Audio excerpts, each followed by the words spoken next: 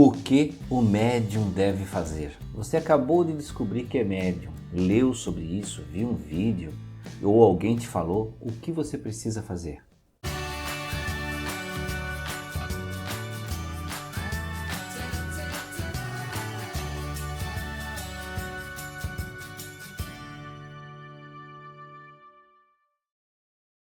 Olá amigos do canal Aprendendo sobre Mediunidade, sejam bem-vindos. Para quem está chegando agora no vídeo, meu nome é Anderson Gomes, você está no canal Aprendendo sobre Mediunidade e aqui nós falamos sobre mediunidade, espiritualidade, paranormalidade, ciências mentais e hoje nós vamos explicar um pouco sobre essa questão de você descobrir a mediunidade, né? Você quer saber, né? Eu sou médium, o que eu devo fazer? E agora? O que eu preciso realizar? Existem muitas dúvidas que surgem. De início a pessoa fica pensando assim, nossa, eu tenho que virar espírita. Já ouvi muito essa frase, né? Agora eu tenho que virar espírita. Ninguém vira espírita, nem se converte, nem... É uma questão de escolha e é um caminho da vida que você vai perseguir. Veja que a mediunidade, ela não está atrelada unicamente ao espiritismo, porque a mediunidade não pertence ao espiritismo. A mediunidade existe desde que o mundo é mundo, desde que o ser humano começou a pensar fora da caixa, digamos assim, né? Pensar que poderia sair do corpo, que poderia sobreviver após a morte do corpo. Começou a entender-se que existia um outro mundo, e existindo outro mundo, existiriam então pessoas que poderiam vir a se comunicar com esse outro mundo. Então veja que a mediunidade não pertence a nenhuma religião, não tem nenhuma que é dona da mediunidade. Também não tem nenhum tipo de doutrina ou qualquer outra instituição, porque é uma coisa inerente ao ser humano. A mediunidade ela é uma capacidade de percepção e comunicação. Então veja, os seus olhos são uma capacidade de percepção e comunicação, de você trazer informações para o seu cérebro, para dentro de você. Da mesma forma a mediunidade, ela tem esse trabalho também de você angariar informação e trazer para você e poder traduzir essas informações. Então veja que não é uma coisa colocada em você. Mediunidade também não é um dom que você recebeu para você utilizar e fatalmente você vai ter que aproveitar esse dom. Porque se fosse dom, nós teríamos que questionar por que Deus dá para uns e não dá para outros. Seria Deus então injusto? Porque algumas pessoas são muito confusas com a mediunidade e outras vivem tão bem com a mediunidade. Será que Deus deu uma mediunidade ruim para uma e boa para outra?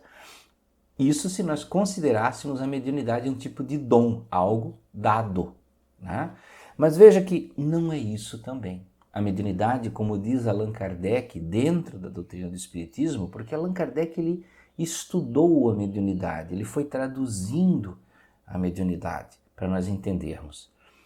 Ele explicou que é uma capacidade que está no espírito e também tem uma disposição orgânica. Então veja que tem as duas coisas. E sobre o que eu falei antes, que a mediunidade não pertence ao espiritismo, tanto não pertence, tanto não tem no espiritismo todas as explicações que o próprio Kardec escreveu na introdução do livro. Que o livro dos médiuns não tem a pretensão de trazer todas as receitas sobre o que é um médium, sobre o que deve fazer um médium. Não tem ali tudo o que é necessário. Por quê? Porque Kardec tinha um pensamento científico e não um pensamento religioso, de revelação de algo, nada do tipo. Vejam, o que você vai fazer então a partir do momento que você descobriu que você é médium? Bom, primeiro você vai ter que entender que essas interações, ninguém adivinha que você é médium. Ninguém olha nos seus olhos e diz assim, olha, você é médium. Não, isso não existe. É você que tem que fazer essa análise.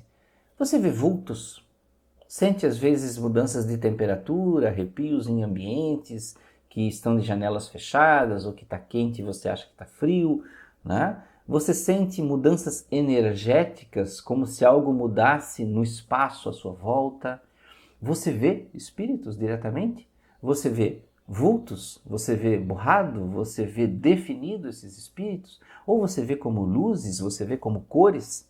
Tem gente que vê como orbes, como bolas de luz ou coisa do tipo. Isso é muito, extremamente variável. Porém, se você vê e você, por exemplo, fala com eles, ouve essas vozes deles, consegue conversar ordenadamente com eles, tudo isso são indicativos que você tem mediunidade. A partir do momento que você angaria informação deles, significa que você tem uma capacidade mediúnica de comunicar-se.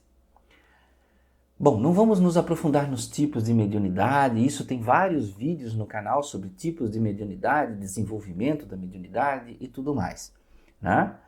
E técnicas, né, até de comunicação. Mas você tem informação, você já entendeu que a mediunidade está em você de alguma forma, seja por você ver, ou você ouvir, ou sentir, alguma coisa assim. Então agora você está pensando, bem, eu já sei o que sou, e agora o que eu vou fazer? Preciso ir para uma casa espírita e passar a trabalhar dentro de uma casa espírita como médium? Bom, primeiro que você não vai conseguir fazer isso. Chegar numa casa espírita e já trabalhar como médium. Vai existir um período de aprendizado, de conhecimento, de integração na casa espírita, para que depois você venha trabalhar como médium. Então, primeiro você tem que angariar o conhecimento para usar a sua mediunidade. Alguns me perguntam, mas Anderson, eu não gostaria de me tornar espírita, eu não gosto de ter apego à doutrina, à religião, eu gosto de ser independente. Eu posso estudar a mediunidade independentemente? Pode, você pode estudar, você pode ler livros e tudo mais. Porém, não é viável para você a prática mediúnica neste sentido aí, estudando independente. Porque o médium, quando ele tenta, quando eu falo tentar a prática mediúnica e tentar incorporação, que a gente chama de psicofonia, psicografia, tá? Ou seja, uma comunicação aí direta, ostensiva com os espíritos. Conversar mentalmente com ele não tem problema, tá? Agora, quando ele vai interagir no seu corpo de uma forma maior, como é a psicofonia, a incorporação, isso já se torna mais perigoso. Porque aí você vai estar compartilhando mente com o espírito e ele vai tomar dos seus movimentos para que você possa falar, para que você possa se expressar. Neste ponto é importante aí a presença da casa espírita. Porque a presença da casa espírita, você lá na casa espírita, você vai ter pessoas especializadas, você vai ter pessoas com conhecimento, com experiência, que vão te ajudar nisso, que vão te dar segurança. Você não vai estar sozinho em casa tentando uma comunicação mediúnica, ou com uma pessoa que não entende nada disso e você tentando se experimentar ali. Realmente é muito perigoso, tá? Porque você pode entrar num descontrole emocional, você pode ter tremores, você pode ter uma série de efeitos, são diversos, né? De efeitos que são prejudiciais, que você vai ficar mais desacreditado com a mediunidade do que vai sentir segurança. Você vai passar a ter medo da mediunidade. E não é esse o caminho. A mediunidade é nossa aliada, porque afinal de contas é uma forma de sentir a mais que você tem. Você não vai ter só o tato, o olfato, o paladar, né? A sua visão, a sua audição, você vai ter uma visão, uma capacidade de adentrar a dimensão espiritual. E você precisa educar essa capacidade. Então, leia bastante sobre o assunto, certo?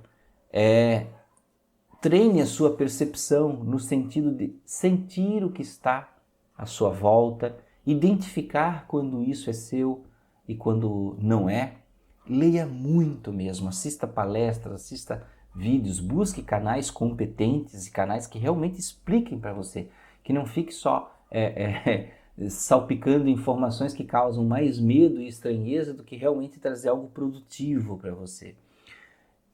E eu aconselho, se você tem mediunidade, principalmente se é muito ostensiva, se capacidade de incorporação, de psicografia, o ideal seria você ter a parceria de um centro espírita. Você estar dentro do centro espírita, você participar.